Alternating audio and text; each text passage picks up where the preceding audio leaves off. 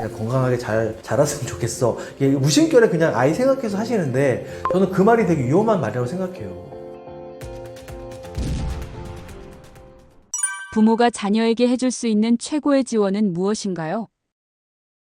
돈이 많은 부모들은 뭐 아이들한테 어떻게라도 하나라도 더 시키려고 하는 것들이 되게 많이 있죠. 근데 이게 사회적 문화적으로요. 우리나라 지금 맞벌이 부부가 아니면 아이 둘 키우는 게 상당히 힘듭니다. 지금 구조상으로요. 근데 지금 사교육비가 뭐 아시겠지만 20조가 넘어가고 지금 뭐 말도 안 되는 비용도 역대급으로 나오고 계속 경신을 하고 있잖아요. 이런 상황에서 부모님들이 이제 잘 사는 부모와 좀 그렇지 않은 부모, 그다음에 또 뭐 또 그 밑에 있는 부모 세 가지로 좀 나눌 수가 있는데, 잘 사는 부모들 입장에서는 맞벌이를 해야 되고 그만큼 사회적 지위도 있는 그런 부모들이잖아요. 그러니까 당연히 경제적으로 또 정보력이 상당히 좋으시거든요. 이분들은 그런 걸로 해결을 많이 하시는 편이고, 중간층에 계신 분들은 또 이 A그룹에 쫓아가려고 하는 부분들이 있잖아요. 그러니까 경제적으로는 좀 부족하지만 정보력으로 좀 그래도 좀 선택지를 좁혀서 그래도 약간 효율적인 게 뭐지라고 찾아가는 경우들이 많이 있고, 이제 문제는 요 C그룹에 해당하는 부모님들인데, 지방에 사시거나 아니면 정말 부모님들이 하루하루 이렇게 생계를 하는 것도 너무 힘든 부모들이 많이 계시는데, 이 친구들이 사실은 제일 안타까운 경우들이 많이 있죠. 그래서 이 친구들은 뭐 진짜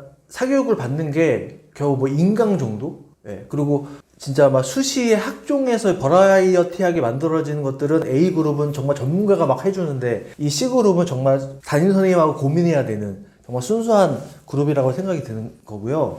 그래서 제가 지금 드리고 싶은 말씀은, 가장 좋은 거는 적정한 그 물질적 지원을 해주시는 게 맞다고 저는 생각은 듭니다. 그러니까 무슨 말이냐면요. 우리가 자기주도 학습이라는 것을 제가 여기서 좀 말씀드려야 될 것 같은데, 자기주도 학습은 그냥 막연히 혼자 하는 공부가 아니에요. 그냥 아이가 국어나 영어나 수학이나 공부하는 그 과목의 공부법을 모르는데 무작정 집에 앉아가지고 4시간, 5시간 공부한다고 성적이 올라갈 리가 없겠죠. 그러면 이렇게 얘기하는 겁니다. 엄마, 내가 지금 미적을 해야 되는데 그 밑에 확통하고 수열이 좀 안 되는 것 같아, 엄마. 그래서 내가 수열의 개념하고 확통하고 뭐가 좀 나오면 연결이 좀 안 되거든, 엄마. 그럼 요거를 좀 연결해주는 개념 학습을 잘하는 학원 나 좀 소개 좀 시켜줘, 엄마. 나 이거 좀 배워야 될 것 같아. 이런 게 자기도 학습이거든요. 그러니까 이런 경우에는 엄마가 지원을 해주셔야 되겠죠. 그러니까 이런 시기에는 안 돼, 우리는 지금 좀 돈이 많이 없네, 뭐 이렇게 하실 수도 있겠지만, 지금 인터넷 찾아보시면 무료 EBS 인강이든 그냥 강남구청 인강이든 상당히 많이 좋은 게 있거든요. 그래서 그런 것들을 같이 노력해주는 모습을 보여주는 게 되게 좋을 것 같고요. 그 다음에 제일 중요한 거 이겁니다. 아이가 지금 당장에 성적이 안 나올 수가 있습니다. 그렇죠? 근데 결국 성적은 언제 터져야 됩니까? 고3 때 터져야 되겠죠. 그러니까 아이가 지금 성적이 당장 안 나온다고 해서 엄마들이 이런 얘기를 잘하세요. 야, 그거 봐, 해도 우리 집은 좀 안 되는 것 같다. 그냥 건강하게 잘 자랐으면 좋겠어. 이게 무심결에 그냥 아이 생각해서 하시는데 저는 그 말이 되게 위험한 말이라고 생각해요. 아이가 언제 포텐이 터질지 몰라요. 지금 막 수학 정석 갖고 싸우고 있지만 이게 자기께 되는 순간이 온다는 거죠. 그러니까 기다려 주시고, 아이가 어떤 얘기를 하면 그래, 할 수 있어, 해. 뭐가 안 돼? 너 지금 이렇게 하고 있는데. 이런 말이 나는 더 중요하다. 제가 이제 많이 하는 제 멘트인데요. 부모는 제발요, 감독형, 코치형이 되셔는 안 돼요. 제일 안 좋은 건 헬리콥터 맘이고요. 뭐냐면 우리 아이들요, 감독한다고 계속 지시하고 코칭하고 못하는 거 혼내고, 축구 경기나 야구 경기를 보겠습니다. 자, 어느 팀이 계속 못합니다. 그러면은 감독이 화를 내겠죠, 선수한테. 반대로 한번 생각해 보세요. 자녀가 못하고 부모가 감독이면 얘 공부 못하면 혼내시겠죠. 근데 코치도 감독한테 혼났으니까 또 그 선수들한테 혼을 낼 겁니다. 근데 그렇게 하지 마시고요. 우리 팀이 지던 이기던 계속 응원해주는 누가 있습니까? 우리 팀마다 응원단이 있죠. 부모님은요, 응원단이 되셔야 돼요. 설사 내 새끼가 공부를 열심히 했는데도 성과가 안 나올 수 있겠죠? 그러면 내 새끼 아닙니까? 정말 열심히 뭔가를 하려고 하는 그 모습으로 인정해주면요, 이 아이는 정말 나쁜 짓은 안 할 겁니다. 세상에 나와서. 자기 밥그릇을 어떻게든 챙겨갈 겁니다. 근데 A가 아니면 너는 인생 잘못 산 거야, 넌 나고자 라고 말하는 순간이요, 얘는 A를 채우지 못했잖아요. 그러면 얘는 A라는 사람들이 누리고 있는 것들을 채우기 위해서 정말 사회에서 하면 안 되는 것들을 할 수가 있다는 겁니다. 이것만 기억해 주시면 좋을 것 같습니다. 좋아하는 일과 잘하는 일 중에 어떤 것을 해야 할까요?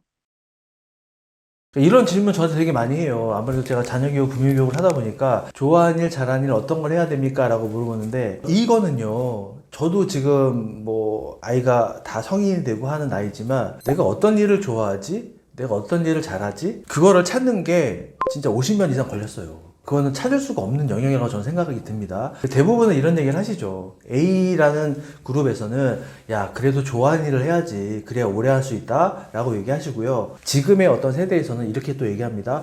아니야 지금은 너무너무 급변하는 시대야. 네가 잘하는 걸 해야지 빨리 두각을 나타낼 수 있어 라고 얘기를 한다는 겁니다. 근데 이 두 가지에는요 전제가 있어요. 여러분이 놓치시는 전제. 좋아하는 일, 잘하는 일. 예, 그러면 제가 만약에, 이 친구는 뭐 의사를 하면 잘하겠네요. 엄마, 맞아, 엄마. 나도 의사 하는 게 좋아. 그러면 얘는 의사가 되는 건가요? 난 그걸 한번 여쭤보고 싶은 거예요. 뭐냐면, 일단 이 잘하는 일, 좋아하는 일을 찾기 전에 뭐부터 해야 됩니까? 기본 자격을 갖추세요. 제발 좀요. 그냥 어디 가서 뭐 진로 검사 해가지고 의사가 나왔어요. 과학자가 나왔어. 선생님이 나왔어. 그러면 그렇게 됩니까? 그러니까 나는 부모님들이 이게 제일 안타까운 것 같아.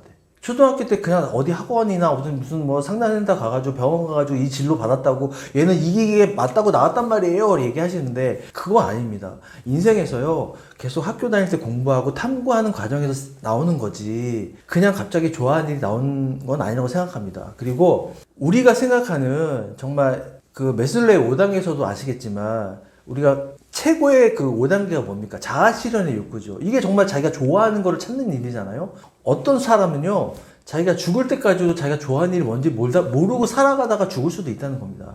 근데 우리는 그걸 너무 빨리 찾으려고 하는 거죠. 그래서 저는 젊었을 때는 특히 초, 중고 때는 기초적인 학력을 많이 쌓은 게 되게 좋고요. 성인이 된 지금 대학생분들이나 성인 자녀를 키우는 이 부모님들이 이 영상을 보고 계신다면 다양한 경험을 많이 해보셔라. 예, 저는 이 말씀을 꼭 드리고 싶어요. 지금요, 의치 한약수를 빼고도 자기 전공대로 사는 사람이 많이 없습니다, 여러분. 정말 그렇습니다. 그리고 오히려요, 의치 한약수 나온 친구들이요, 의사를 하다가 의사 과학자가 되기도 하고요. 또 스카이 나온 친구들이 회사 대기업을 다니다가 법학전문대학 가서 변호사가 되기도 합니다. 그쵸? 이게 자기 그걸 뭐 찾은 거겠죠, 뭔가를. 이런 것처럼 어떤 경험들을 많이 해보는 게 되게 중요한데, 이러면 또 추상적이잖아요. 뭔 경험을 하라는 거예요? 라고 하실 수도 있는데, 지금 우리나라가 잘못된 게 이런 경험이에요. 우리나라는 좋은 부모는 돈이 많은 부모. 그래서 아이한테 막 사주는 부모가 성공한 부모처럼 보이고 잘하는 부모처럼 여겨진다는 겁니다. 그래서 아이들이요,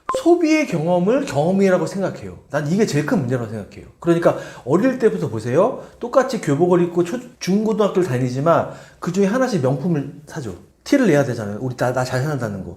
그 다음에 성수동 가서 꼭 뭐 해야 됩니까? 맛집 가서 먹어야 되잖아요. 근데 애들이 먹기 전에 뭐 합니까? 또 사진 찍어야 되잖아요. 그러니까 이렇게 지금은 소비의 경험. 내가 어디에 뭐 시그네일 가서 뭐 레스토랑에서 뭘 먹었어. 외국 가서 뭐 정말 니들이 못 가본 데를 가서 사진도 막 찍고 이런 경험이 경험이라고 생각하는 경우가 있는데요. 진정한 경험에서 좋아하는 일, 잘하는 일을 찾는 거는요.